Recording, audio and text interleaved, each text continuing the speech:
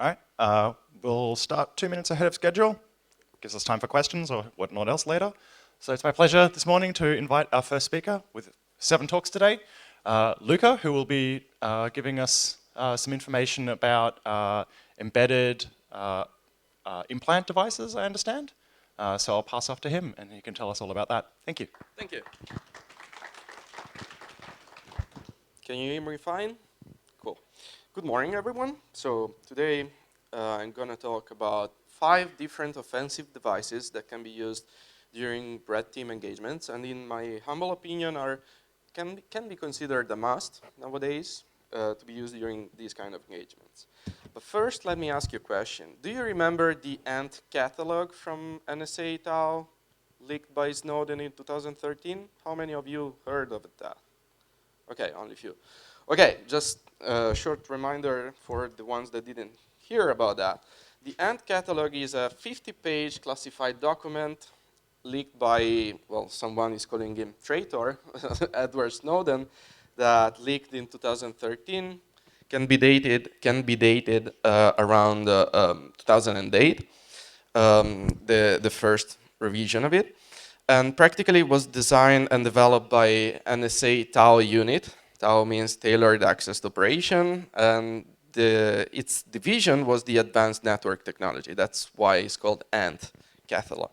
So what was inside this catalog was kind of a set of brochures about some implants, hardware implants, or hardware tools like IMSI catchers, for example, developed or used by NSA during some offensive operations. Upon that, other guys in the recent years, around 2015, developed some similar tools like those. I'm talking about the NSA Playset guys. Sadly, those devices were presented in Black Hat, DEFCON, and so on. They were released in open source, but they were not available to end users. Because you know that many pen testers out there, red teamers out there, they may be good at development, but their electronic skills sometimes, due to time or an interest, are not coping with that. So they were unable to play with these devices, right? So I came up, me and some friends, with an idea. Create similar devices, mainly for our engagements, that will be released open source, but will be also released as a product. So we figured out that there might be some manufacturer out there interested in making them, selling them, and keeping the profit. Just to make them available to anyone that doesn't have the skills or the time to create them. And upon those devices, I created the so-called adversarial AMP catalog, so Adversarial Ninja Playset catalog. For now, it's just 5 pages because developing during the free time these kind of tools takes time and resources. So more will come in the future. It's kind of classified just to kind of joke about that ANT catalog that was classified as top secret, but then Snowden made it public. So NSA was kind of pissed about that. So it's kind of classified document listing technology already available to any InfoSec ninja by a bunch of hardware hackers to aid in red team operations. So in this case, are 5 of them. I will present all of 5 today. Hopefully I will show you some demos, time permitting. Which are the main requirements to join the club? So in case you are designing hardware devices for offensive operations, there are mainly 3 requirements to join the club. Being open source, being available to anyone. Like, for example, if we take Hack5 products, Hack5 is a US company, right? So they have the duty to not export these kind of technologies to countries where US have embargo, like Russia, India, probably Pakistan, and other ones. In my case, I wanted any country to have the ability to purchase and use them. So this is the second requirement, available to anyone in the world. And the third one, the most important from my point of view, is being sold at sustainable price. The very first device I created 2.5 years ago, we'll see right away, is called WHID Injector, is practically a Rubberducky on steroids. The first idea was I wanted a Rubberducky that can be controlled remotely and have even more features in it. And of course, I wanted it to be cheaper because I didn't like much the fact that just a Rubberducky that doesn't even have the capability to be controlled remotely still cost $50 and was created in 2010, so like almost 10 years ago. So that were my main requirements for this kind of device. And what it is WHID Injector? Well, WHID Injector is a cheap but reliable piece of hardware designed to fulfill red teamers' needs related to HID attacks. HID is not a HID global company for access control system. That we'll see later. There is another tool to attack this kind of access control system. HID here is about USB HID protocol, well, subclass protocol. In this case, HID devices are the ones that you are using every day during your daily life, like mouse, keyboard, joystick, drawing tablets, and so on. Even YubiKey is using a HID row tunnel. So that's the idea of, that's the main target of WHID Injector. So it's emulating a keyboard or a mouse exactly as a Rubberducky, with the fact that the next feature respect to a Rubberducky is that we can control it remotely over Wi-Fi, either as connecting to it as an access point or configuring it to connect to an existing Wi-Fi network. So we can even control even more remotely respect the Wi-Fi range of the access point embedded in WHID Injector. Let's see briefly how it is composed. Which are the main components of WHID Injector? Well, the main components are two.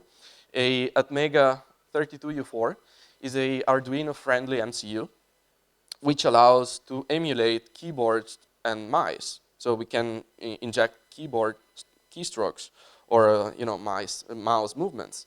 And of course, the second part is a ESP12 Wi-Fi chipset. It's one of the most commonly used Wi-Fi chipset within IoT devices. Now there is the next version, which is ESP32.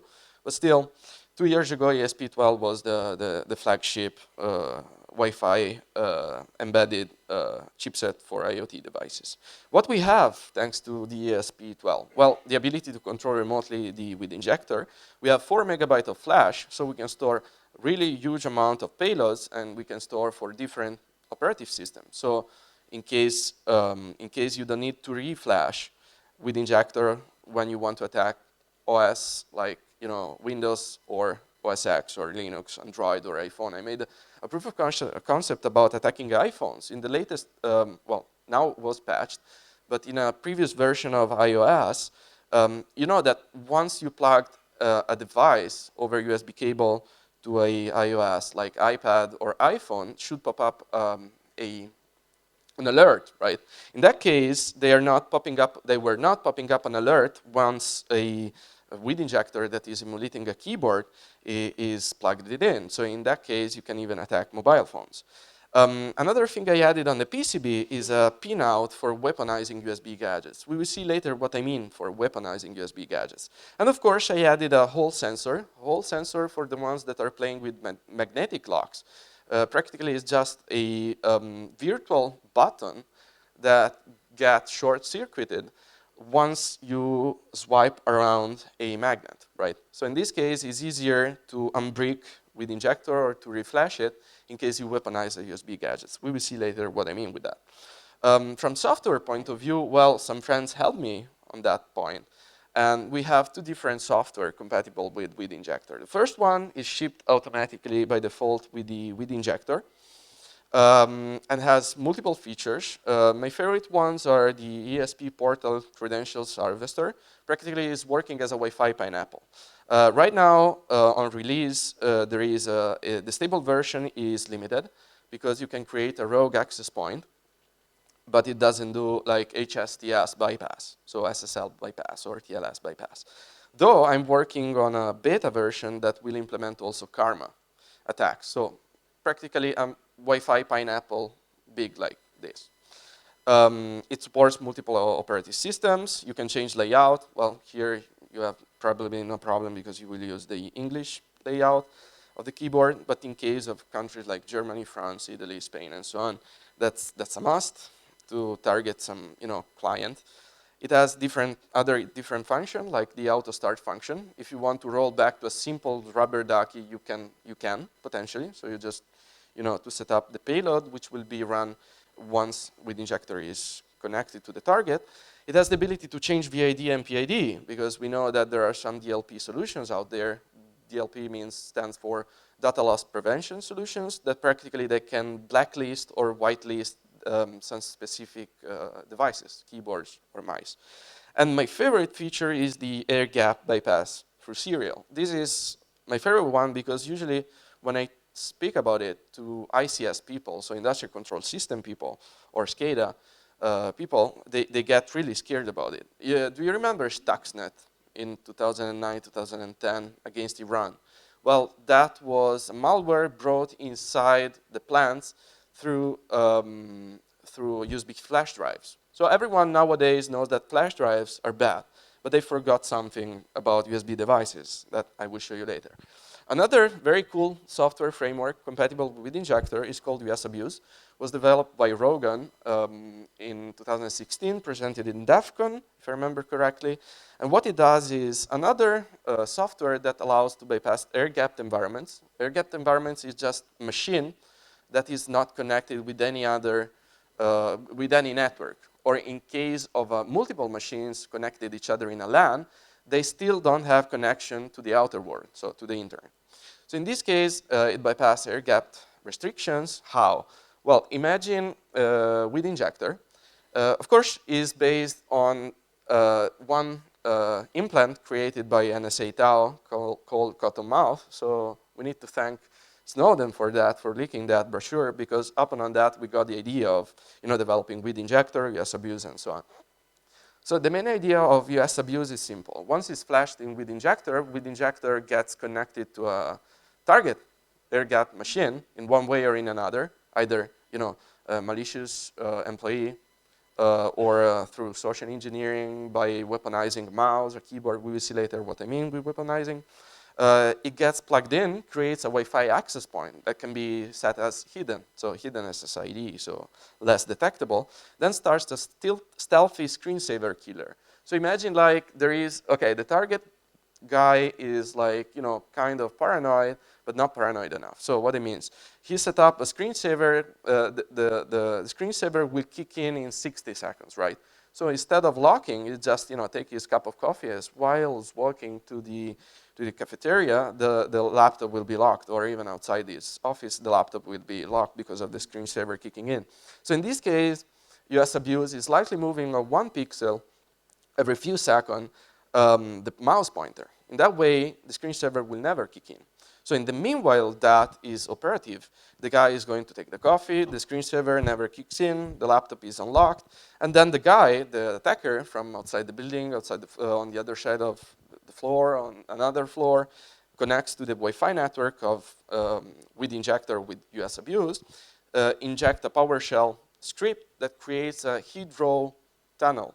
This heat row tunnel is used to communicate with the attacker, so it's like exfiltration channel, right? C2 it usually is used, is called in pen testing, red teaming world.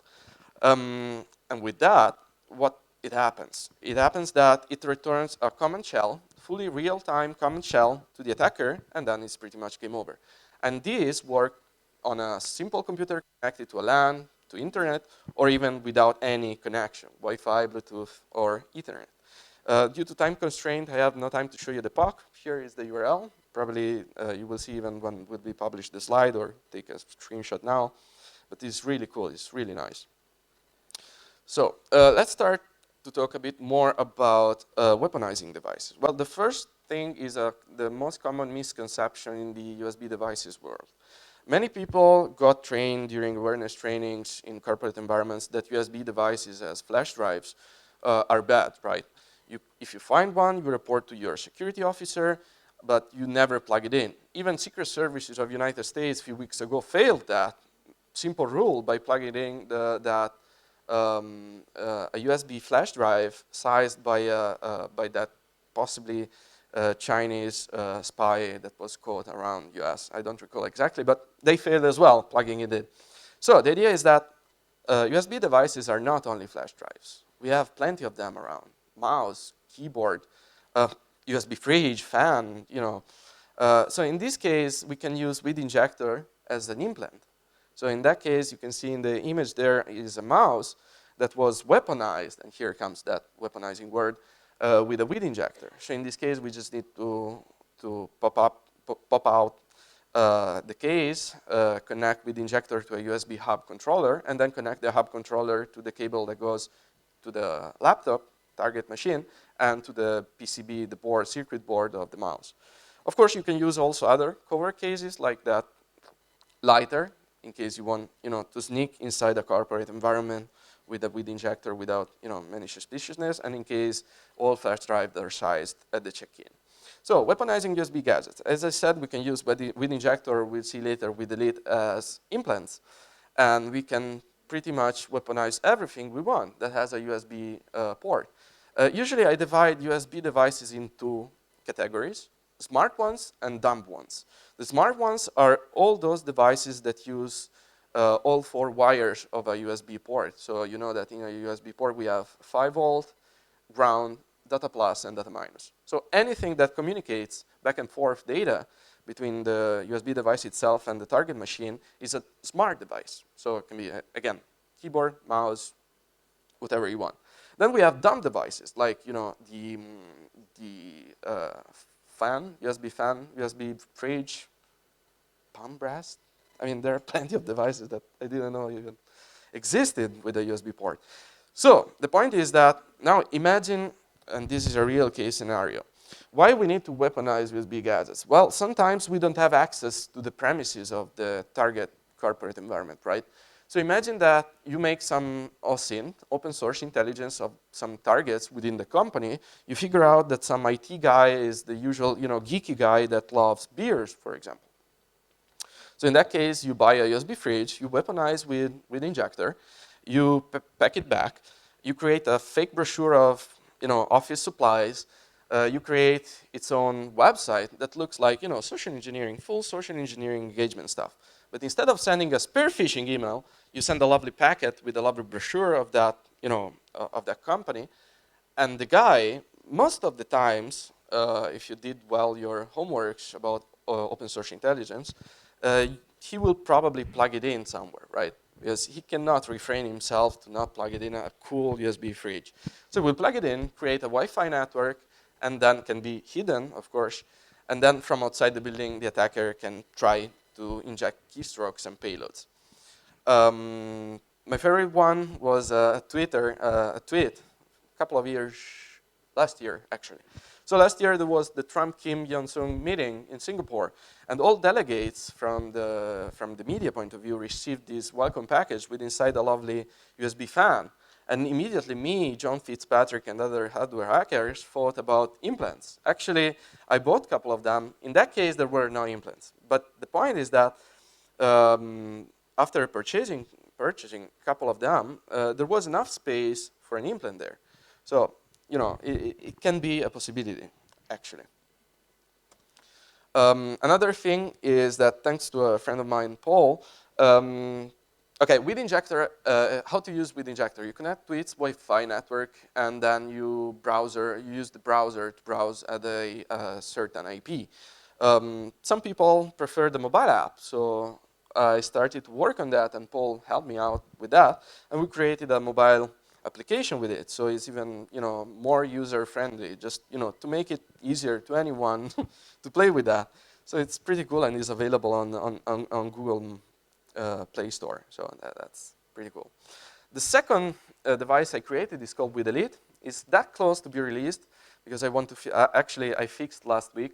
Hopefully I'm getting the new batch to test when I will be back in Europe in a few days, so finger crossed. What is WHID Elite? WHID Elite is a 2G-enabled offensive device that allows a threat actor to remotely inject keystrokes, bypass air-gapped environments as WHID Injector, conduct mousejacking attacks, do acoustic surveillance because C executives loves to be heard while in a meeting room. So that's, I don't know, is their secret dream. They don't care about mousejacking, they don't care about getting to the main controller, but as soon as they hear their voice recorded without their approval, they get scared. It allows also to conduct some radio frequencies replay attacks and much more from software point of view. So but from hardware point of view, this is what it does. Of course, I'm scrolling down and not describing this for time constraints, but you can always see afterwards during the when the slides will be published. So how is composed WHID Elite? WHID Elite has a Atmega 32U4 as the WHID injector because we still need to inject keystrokes somehow, emulate keyboards and mice. Instead of a Wi-Fi chipset, the ESP12, I replaced it with mobile basements. I know that I mentioned 2G. Well, actually, it's true. The first version will have 2G, sadly for Australia.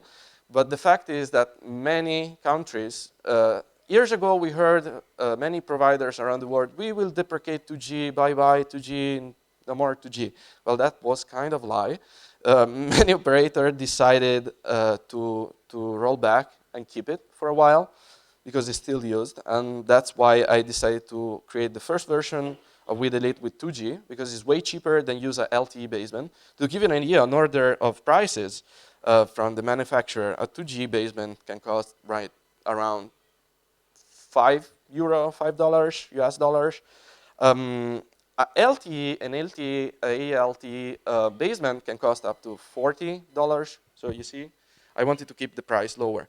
What I'm pointing at, what I'm aiming at, is the V2 version of WHID Elite will have an NB-IoT or Cat-M basement, which means that it will be a cheaper version of the LTE baseband, so will be eventually available in Australia as well. What I added to WHID Elite this time was an embedded USB hub controller.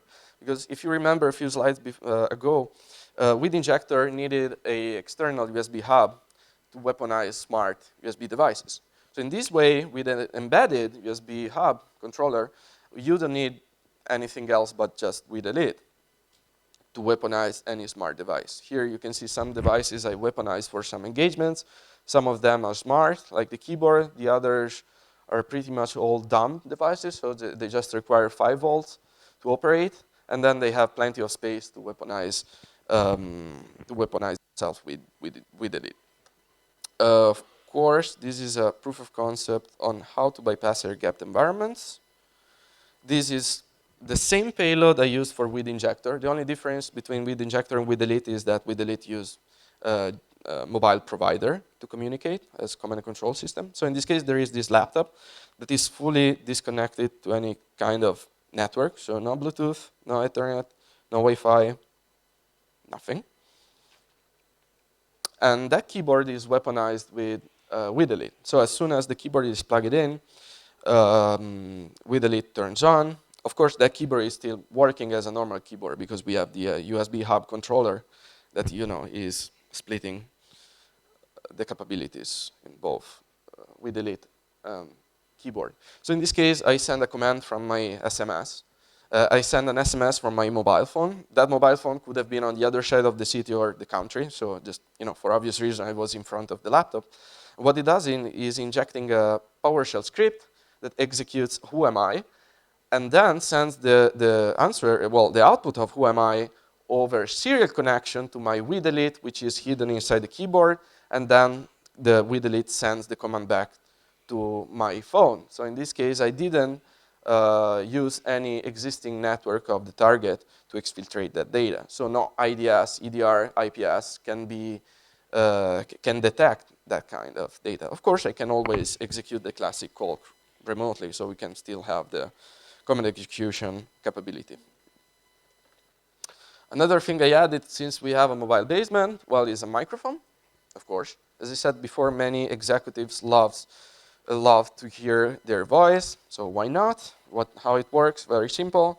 As usual, command and control, we send an SMS to WHID Elite, like make call is the command, with the number of the attacker that we received the call. Then WHID Elite receive the SMS, enables the microphone, and calls back the attacker. So in that case, instead of being my mobile phone, could have been a mobile gateway or these web services that act like VoIP gateways where it could automatically record all day long. Another nice thing I wanted to add, and is always a win-win situation, is the capability to conduct mousejacking attacks. If you ever try, how many of you heard about mousejacking attacks? Okay, not many. Okay, cool. So write it down, check mousejacking attacks, because if you're a red teamer or a pen tester and you turn it on, this kind of hardware devices for hunting for vulnerable mice, keyboards, presenters around the target building, you will always find at least one vulnerable. You just need one to pop a shell and then do lateral movement inside the corporate environment and so on. So what it does, mousejacking? Mousejacking is a very nice research initially made by Mark Newling in 2016, if I remember correctly, and was targeting some wireless mice and keyboards from Dell, Amazon, Microsoft, and mainly Logitech. So if you have one of these brands, we'll start to be aware that the older versions are vulnerable, and we can prove it right now. There are publicly available tools for that.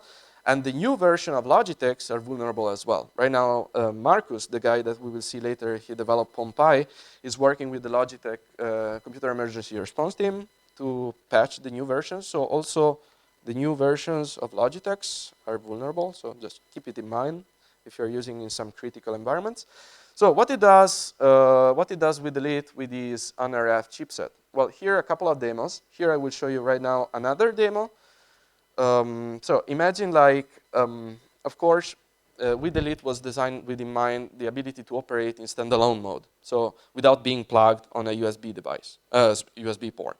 So in this case, you just need a LiPo battery and can operate in standalone mode. So in this case, this proof of concept is about WHID Elite. WHID Elite working in standalone mode, in search and destroy mode. So practically is keep looking around for vulnerable devices and keep attacking them in loop. So no, completely search and destroy mode. So in this case, I'm playing with Fruit Ninja. Here, thing. This video was recorded with my drone standing with WHID Elite on it. So as you can see there, you can run outside the building on 6th floor of the building.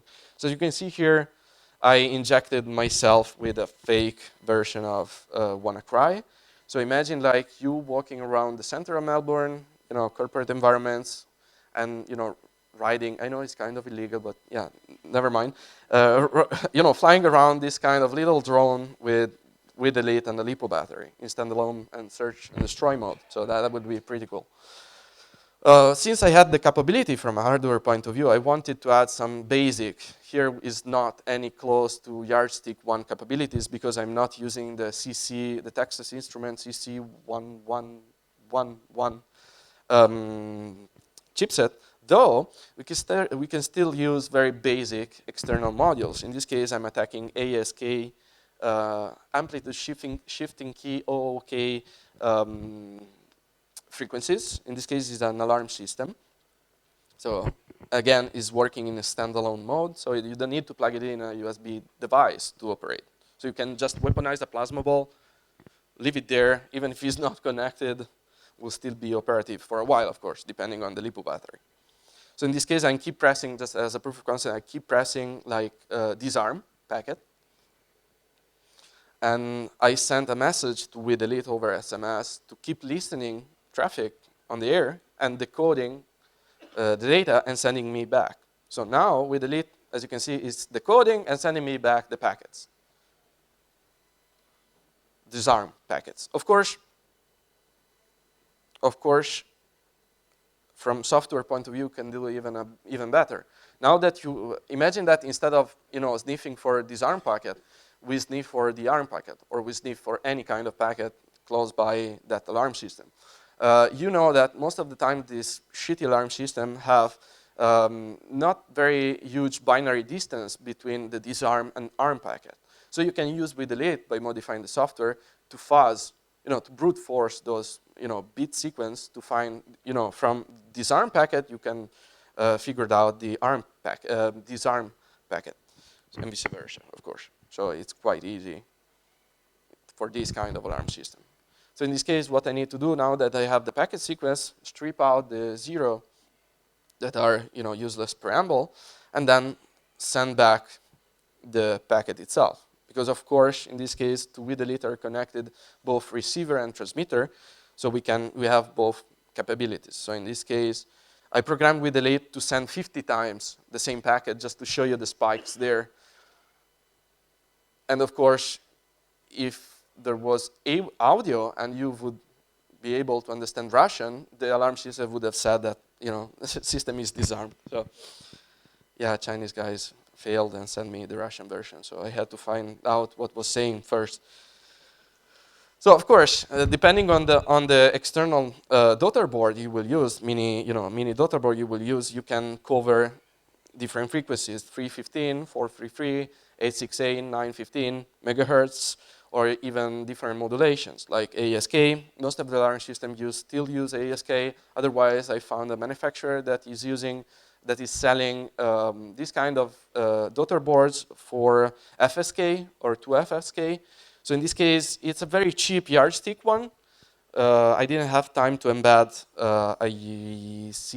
the Texas Instrument CC1111 or 1101, but that's another project. So probably there will be a WHID Super Elite or something like that.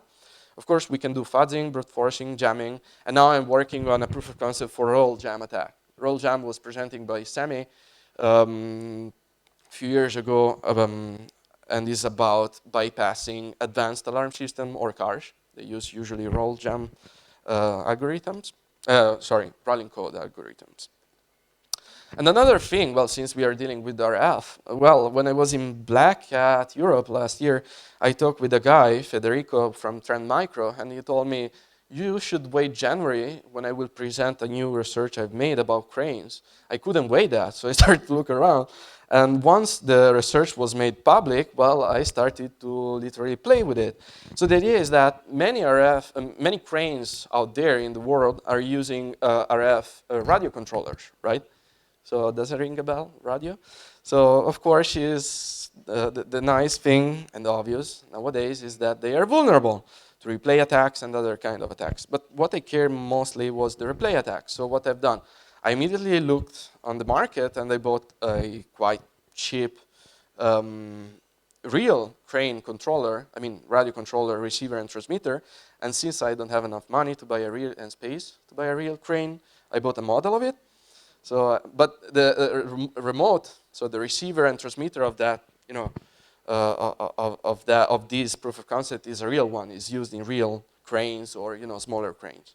So in this case, here is my little toy. So this is a real controller. As you can see, I can move left and right, up and down the crane. And now I just use, send an SMS to WHID Elite crane sniffer. So again, we'll sniff the air. 30,000 is 30,000 milliseconds. So now I have 30 seconds of time gap to just play around. I can, of course, extend the time for sniffing more. And then all the packets will start to flow. So here I'm just, generating traffic to show you that I is sniffing. So now it's still sniffing data, sending back to WHID Elite. And now, once again, what we will do, we will replay it. Of course, I modified, I coded that part of the firmware of WHID Elite in a way that will send not just that packet that was sniffed, that will send it like 100 times in a way that, you will see that the crane will move like almost 180 degrees. So it's like, so here we strip the zeros that we don't need. We send the command like crane tx. As proof of concept, the remote is there, so I'm not using it. And the crane is moving almost 180 degrees. So now imagine something like that in a crowded area, like center of a city, or even like places like, Dubai or Abu Dhabi, where cranes are standing like 200 meters up in the sky. So,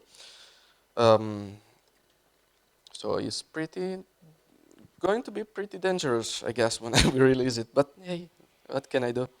The guy, when I asked him, what about disclosure, responsible thingy, and so on, he told me after the talk, he told me that like around 40% of those vulnerable remote controllers will not be fixed because it's not easy to fix them. I mean, they need to call back, manufacturer need to call them back, pop open probes, test points, and reflash it. So good luck with that. Next device, Pompei. Pompei was developed by Marcus Manx and can be seen as as you can see from the logo, is sort of BashBunny on steroids. Yes, we don't like much Hack 5 guys, but what can I do? It's a BashBunny on steroids. Is open source. This time the hardware is just a Raspberry Pi Zero W, so with a wireless chipset in it, broken wireless chipset. And what it is a hardware implant and highly customizable USB attack platform. So you can do really cool stuff with it. Sadly, it's slightly bigger, the WHID Injector and WHID Elite, so it's a bit harder to weaponize USB devices, but though I still weaponize the plasma ball with that, so it still works fine. So, which are the main features of Pompei? Well, as well, bypasser gap restrictions. In this case, gives a very nice shell. You will see in real time. We'll see later how. Has better performances than US abuse because here we are talking about not a AVR MCU, but we're talking about ARM processor and has even an acceptable RAM size, so better performances. This time it allows also to emulate, despite keyboard and mouse, since it supports CDC gadgets, it allows to emulate also network interfaces. So through the USB port, you can, once it's connected to the target, you will see that it creates a network interface, like, Ethernet network interface. So in this case, it supports then the so-called Win 10 Lockpicker. Actually, we have two versions of the Lockpicker feature. The first one was patched by Microsoft around 2017, end of 2017, but still it's worth mentioning because, sometimes sysadmins do not patch properly. So knowing that. So what it does is Pompei gets plugged into a computer target machine and creates a network interface. And then that network interface starts to listen for net NTLM v2 hashes. And what it does, it just tries to either do a dictionary attack or a brute force attack in real time to figure out if the password is easy enough to be broken. If it's found the password, then we'll type in, emulate a keyboard, and type in and log in inside the target machine. Now, 2 weeks ago, Mohammed, a guy from Mexico, published the second version of Windows 10 Lockpicker for Pompei. And instead of using net NTLM v2 hashes that were fixed, this leakage was fixed by Microsoft, is using just SMB brute forcing. So once again, if the password policy in your company or in target is not strong enough, you can break it. And my favorite feature of Pompei is the Wi-Fi cover channel. So imagine that you walk around the building, you plug it in on an unlocked laptop, of course, because we cannot bypass, or unless we use the Windows 10 Lockpicker feature. You walk by, plug it in, it will type very fast a PowerShell script, then you unplug, you walk away, go outside the building, plug on your laptop or on a battery pack the Pompei, it creates a Wi-Fi access point, and then the target machine infected will communicate with your command and control inside the Pompei through Wi-Fi, but it's not, and here comes the catch, it's not using the usual Wi-Fi as client and access point. It's using the broadcast packets as a sort of tunnel exfiltration channel between the laptop and the Pompei. So it's undetectable by by anyone that is looking at the Wi-Fi network. How it can operate? Pompei can operate in two ways: on premises or phone home. So on premises, it's simple as you plug it in, creates a Wi-Fi network as WHID Injector, hidden Wi-Fi network. Outside the building, the attacker connects to it. Easy peasy. The second way is the phone home. So you can either program Pompei to connect to an existing network. That can be a pen test, Dropbox from the attacker point of view, can be a guest area network, guest Wi-Fi network from the corporate environments you are attacking, or it can be, as I've done, a GSM basement. So I attached a daughter board to Pompei, and that way I'm using an external mobile operator as exfiltration channel, communication channel, so undetectable as well. Here is a proof of concept about air-gapped environment. So in this case, usual Windows 10, I guess. Yeah, Windows 10 machine, fully patched. Here is the attacker laptop. So now the attacker connects to the existing Wi-Fi network of the Pompei. Wait for it. It's a Mac this time. Okay, now it's connected. Now the attacker SSH into the Pompei and fires up the first stage, the first PowerShell stage. So for a few seconds, you will see typing some gibberish thing, then will disappear, will disappear the window, and Pompei right now is still finishing to type the payload. Now you just type the second stage, shell, and voila. We got a fully working real-time shell that is not using any external communication channel of the target. So no Ethernet, no Wi-Fi. So it's using, the data flow is like that.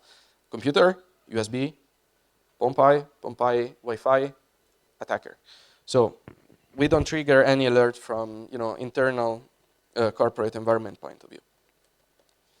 Here is the Windows 10 Lockpicker feature. So classic Windows 10 box. Of course, that was unpatched. At that time, was vulnerable. Now it's patched, but still, I strongly recommend to test it anyway. So here, Pompei is plugged in. And here, there is a sequence of LED lights.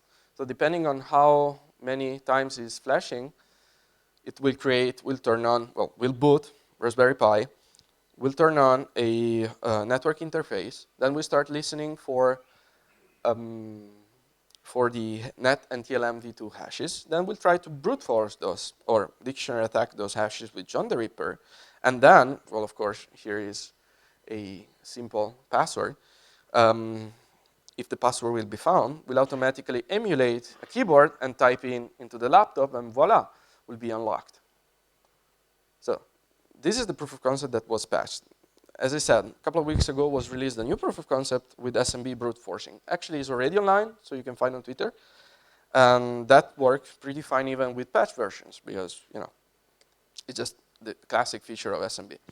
There are some mods that some people made around. For example, in my case, I made with this very thin daughter board to have a mobile communication channel, exfiltration channel, and communication channel. Another guy used another board with a mobile basement. Someone put a very nice TFT LCD in a way that you can decide which payload run and and so on. So yeah, there is a nice community around that. Simple mitigation, because usually people is asking me after the talk, how do I mitigate all of that? Well, it's not very easy. Well, the first rule of thumb is do not trust unknown devices, any of them, not just flash drives. I mean, we always eventually pop open the device that you have, you are suspicious of. At most, use a USB condom, so cut off the data plus and data minus of a USB cable, or look for DLP solutions that really block HID. I've tried some DLP solutions, and they are failing badly. Some of them, they just don't care about serial ports. Some of them, they don't care about, they are not able to detect spoofing VID and PID, so vendor ID and product ID. So just look around for some good ones. If you are on the chip, there are some open source projects that are working quite fine. One is two of them are Windows based. One is called Duck Hunt, and the other one Beamgun. So I will not describe them in particular because I have no time, but you can look at them. Are pretty cool. Both of them I tried, and they're doing a quite good job. From Linux point of view, for the Linux guys that like working on the bare metal version of them. Well, the idea is simple. We need to block the 0.3 class of HID devices. So by creating a rule, UDEV rule, we can block the addition of any new device. And then we can unlock with another rule, just in case you want to add more of them. For the user-friendliness point of view, we have other two open source projects that can block USB devices, HID attacks. One is USB def and the other USB guard. So both of them I tried as well, quite good. So I suggest you try them. And now come to another device. Actually, I will try to stay a bit general because I know that Alex, the speaker after me, will do a deep dive on access control systems. So I will try to stay very generic because he will mention RFID-Tool as well. So RFID-Tool is a hardware implant used against Weegand-based access control systems that allows a threat actor to sniff and replay and or brute force data, like PIN, codes, and IDs, UIDs of cards. Of course, we can use it also as a standalone mode into a long-range RFID reader to have a bit of fun. So Weegand Proctor, very short. Is a very old bus protocol used in access control system. Of course, probably many of you or probably all of you knows it. The data is sent in plain text over 2 wires, data plus, data minus, like USB practically. And what we can do, well, with an implant, we can be in the middle of that. And then we can do sniff, replay, and clone attacks, right? So in this case, how many of you have seen around people handling around during, commuting, bus, metro, underground, or during a lunch break, their lovely badge? That's really bad. Because, well, what we can do, we can use a long-range reader weaponized with RFID-Tool to just sniff them. And actually, the prox card to a reader, long-range reader, it can be like 80 centimeters away. So it's really, really powerful. And I love it. I mean, I'm always using it during engagements, either the HID ProxCard 2 or iClass or EM, this one, EM41XX readers.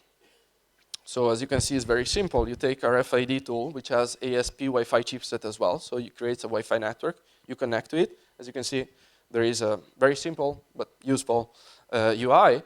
And then you just need a battery pack, long-range reader, RFID-Tool, and that's it. You have done a long-range sniffer that you can use with your Proxmark to sniff and then clone with Proxmark, ProxCard 2, for example, cards. Or this is a real engagement, for example, of a target company I was working on.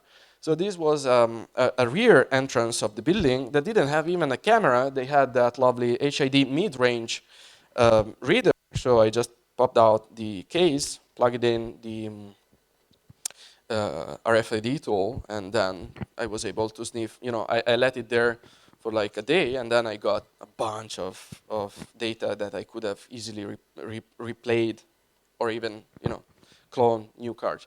So in this case, this is a very simple proof of concept. Probably I will not play it all because the next talk would be about it.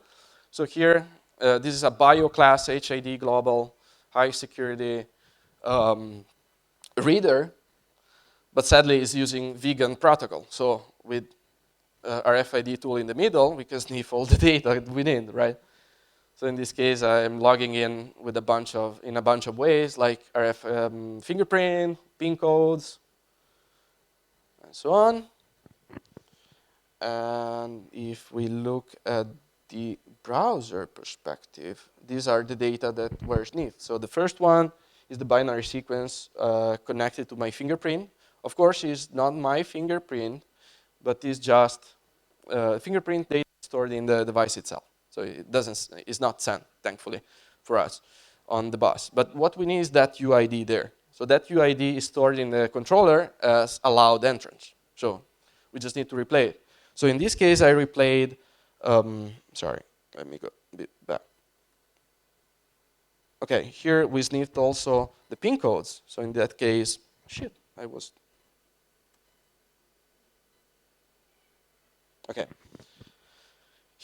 There I sniffed a couple of PIN codes. So one was 6666 and the other 2019. So in this case, I just need to take the bit sequence of those digits. So in this case, just 4 times 6, in binary and replay back. So RFID-Tool will send through the wire that sequence, and the controller will just think that is coming from the reader, and voila.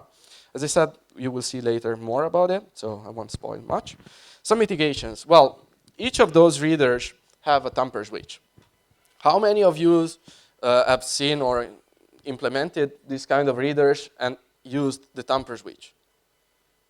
One. Okay. One? Okay.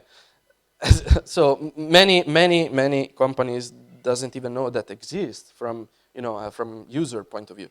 So imagine like I've seen only one time implemented a tamper switch, but the security guard was getting an alert on the the access control software, but was not even bothering about thinking why is happening that.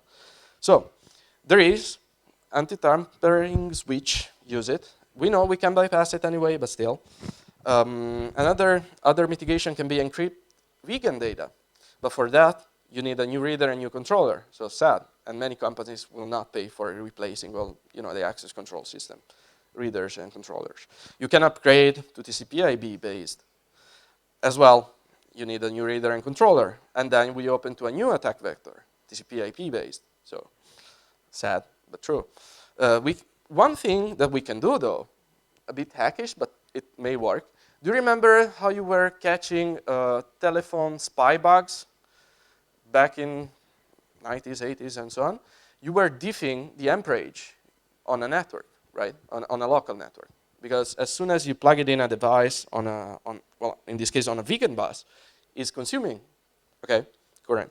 So you can diff an initial situation where it's clear, and then every time someone adds an implant in that, it draws current, and you can detect it. Or you can epoxy all the things, but that one won't work for maintenance, so just kidding. And then we come to the final device. It's still under design right now, the final version. Right now, you can still develop your own prototype, though. So I will talk a bit more about it. POTAEbox is a penetration testing dropbox designed to fulfill red teamers' needs during their engagements. It has a lot of features. My favorite ones are the dedicated cover case. Sorry. So in this case, it's acting as a power strip or power socket device, embedded Wi-Fi chipset, 12 gigabit network interface, because we want to do man-in-the-middle attacks in invisible ways, or we can use it to bypass .1x, so network access control systems. Many banks use that kind of authentication to prevent malicious user to plug it in just Ethernet, on an Ethernet port everywhere in the building. So, but it can be bypassed, some version of it, of course. So the main idea was, and again, I'm sorry for Act 5, but yeah. So first thought when I saw the Tetra pineapple was like, what? 250 euro for these packs? That doesn't make sense. So I keep digging, and then I saw the PowerPone deal, and that was even more insane. But I can do better, like my carpenter can do better with 15 euro. So I started, actually the Tetra was released later than 2006, but already in 2006 I was working on some pen test drop boxes. At the beginning was a very nano Pico mini ITX, but the cost was kind of acceptable. Then 2012 Raspberry Pi came out, so voila, started the pen test drop boxes, time for the chip. But was not enough. Then recently in 2016 started to appear these micro SBC single board computers from China. They were kind of good, so I started to work on them. So the idea is I use the Volo power line adapter. I stripped out all the circuitry inside it and just put one of those single board computers with a power supply, and that works perfectly fine. This photo I've made is from a real engagement where I placed this lovely device into the IT room of the room of the IT guys, and they didn't even bother to think what was that thing connected to the power and to the Ethernet. So that really worked really cool. So I strongly suggest you, even before waiting for POTAEbox release, to try it out. Just the Volo case is like $15 on eBay, and then another, what, $15 for those kind of single board computers from China. So it's really cool and really acceptable. So that was the first version. Then I implemented the second version with dual gigabit Ethernet in a way to do man in the middle in an invisible way or to bypass .1x network access control. And then I started to realize that those single board computers from China are cheap. They do not have very good specifications. So I started to look around, evaluating board, evaluating power strip, sockets, and then I ended up, as usual, I don't care, I will do by myself. So I started to design case and board. These are pretty much plus or minus the final specs of the SBC single board computer I'm designing right now. Well, the main features were ARM quad core, because we need some CPU power. We need also RAM, acceptable one, at least 2 GB RAM. And the most important for me were the 2 gigabit Ethernet ports, the Atheros Wi-Fi. We know the Atheros is one of the best chipsets out in the market, well, Qualcomm nowadays, for conducting Wi-Fi attacks like Karma and so on. And then optional wireless attacks like an RF for mousejacking, and some better daughter boards than WHID Elite. So the CC1101 chipset, like the Yardstick 1 style RF attacks. Purposes. Well, someone one time asked me, but why all this mess? Well, we can use it as pen test dropbox, because at the end, POTAEbox means penetration over the air Ethernet box, right? But can be used also for something else. When I designed the case and the circuitry, I decided to add some GPIOs like Raspberry Pis to add relays there. Then you can use also for home automation if you are into electronics and stuff like that. So there might be, the end usage might be multi-purpose. About cover cases, well, I like covert operations. The main idea was to use a power strip case, but while working on some prototypes, I found in the market there are nice standalone Bluetooth speakers with embedded LiPo batteries, or some strange docking stations for mobile phones. So I weaponized both of them, and they're working pretty fine. So yeah, that might be another option, out on the market already, that just buy on eBay or AliExpress and stuff like that and weaponize them. So pretty working out. And what I'm working now is a software orchestrator. Practically is, do you know Cobalt Strike from pen testing point of view? So Cobalt Strike is or Fruity Wi-Fi are both very nice software frameworks with a nice UI, very user-friendly. So I'm designing something like that, something user-friendly. So imagine that you have a set of these POTAEboxes that you drop on the premises of the target, and then all of them calls home either through 3G, 4G, 2G, or through the network of the target, and then you see all of them in a nice UI. So in that way, that's why I call it orchestrator. So it's like, it will be a Docker that you can deploy on a VPS, and you can control. They will automatically call back to that UI, and you will see all of them, operate all of them, and will have the usual nice features. So yeah, that's how it's going to be. Hopefully, after I will release WHID Elite in a few weeks, I should be continuing with this as well. Let me see. Okay, I'm done. I have other like 20 slides about forensics, but I will just leave for you for reading afterwards.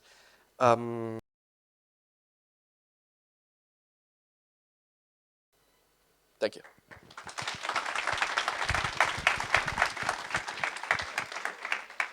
Thank you very much. Awesome. So in about 3 minutes, we'll kick off with the next talk. So stretch your legs, and we'll see you back here in, 3-4 minutes.